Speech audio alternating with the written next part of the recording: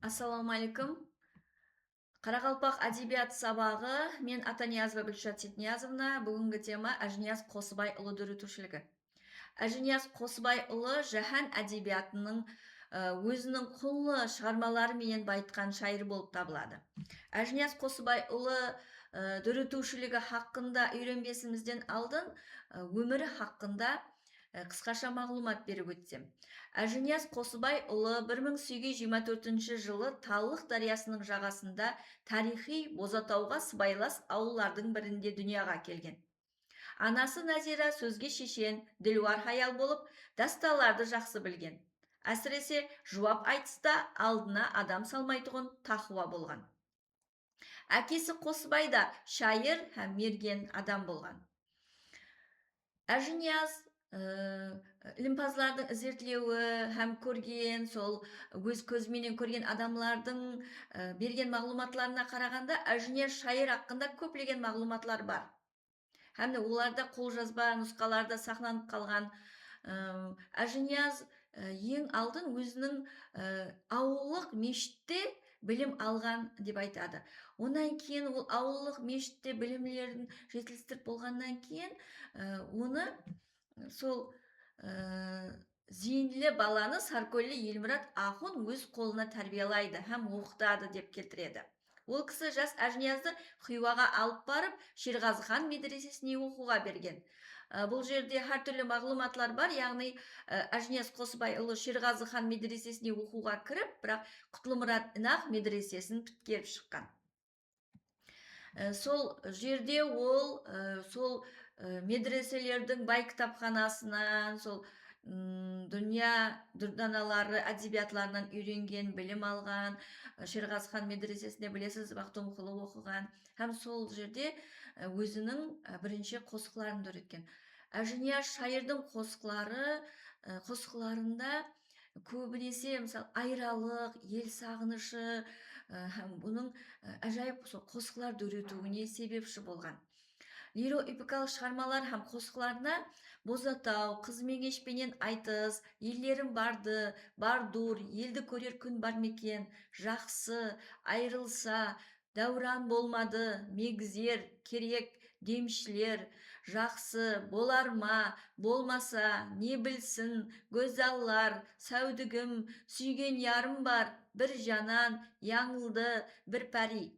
Яғни Әжінияз Қосыбайұлының біздерге 150-ден астам қосықлары мирас болып жетіп келген. Әжінияз шайырлықта Зиуар Тахалусы, яғни лақабымен қосықлар жазған. Шайыр 1878 жылы дүниядан өтіп, өзі туылған мәканында Қусырық әулиесінде жерленген. Әжінияз Қарақалпақ әдебиетін, Орайлық Азия, жаһан әдебиетін әр түрлі темадағы қосықларымен байтқан, әр түрлі жанрда қосықларымен байтқан. Сондай-ақ ол әр түрлі қосық формаларын Қарақалпақ әдебиетіне алып келген шайырлардан болып есептелінеді. Ватан темасындағы арналған қосықлары еллерім барды, бардур, айрылса, шықты жан, молла ерме, Қазақстан, елді көрер күндер бар мекен, дидактикалық қосықлар жақсы, болар ма, мегзер, болмаса, не білсін, философиялық мәнде қосықлары айрылса, көңілім менің, дәуран болмады, мегзер, көзлерім, мұхаббат темасына арналған қосықлар бір жанан, бір пәри, gözаллар, ей әліп, сәудігім, бері кел, ей нәзәлімлер, Бозатаулы нәзәлім қосықларын өреткен. Лиро-эпикалық қосықлары, яғни Қарақалпақ әдебиетінде біріншілерден болып лиро-эпикалық қосықларды Әжінияз өреткен, яғни оның Бозатау поэмасы деп келтіреді. Сондай-ақ қыз меңешпенен айтысы.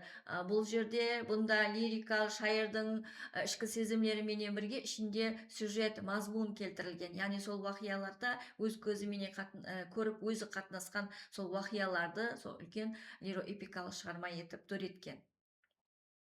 Әжінияз шайыр өмірі һәм өтушілігіне арналған көптеген кинолар шығарылды, кинолар сілеп шығылды. Бұлардан Зиуар құжетлі фильмі 2001 жылы сіленген. Зиуар көркем фильм 2024 жылы қайта сіленді. Сондай Әжінияз көркем фильмі жаратылды.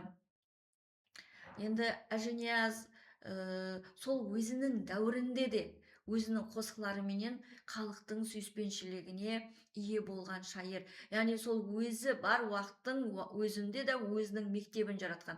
Ондан кейінгі сол қыссахан шайырлар, сол Әжінияздан нәр алып, Әжіниязды өзі ұстаз етіп өзлеріне алған. Һәм де Әжінияздың қосқыларында, һәм қосқыларына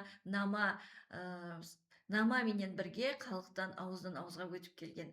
Әжінияздың қосқыларын білмейтұғын адам болмаған. Әжінияздың қосқылары жазылған, сол қолжазбалар жазылған үйлер болмаған. Әр үйде Әжінияздың қосқылары табылатын болған. Олардан мысалы Гөззаллар, Біржанан, Ей Әлип, Әрмәни дүния, Көзлерім, Еллерім барды, Айрылса, Сәудігім, Бозатау. Бұлар сол дәуірде де, қазіргі дәуірде де, ұлыма келешекте де халықтың жүрегінен орын алатұғын, ең сүйіп оқитұғын һәм тыңлайтұғын шығармалар болатұғыны сөзсіз. Ұсының менен Әжінияз Қосыбайұлы дөретушілігі хақында қысқаша шолуымыз осылардан ібарат еді. Диққатларыңыз үшін рахмет.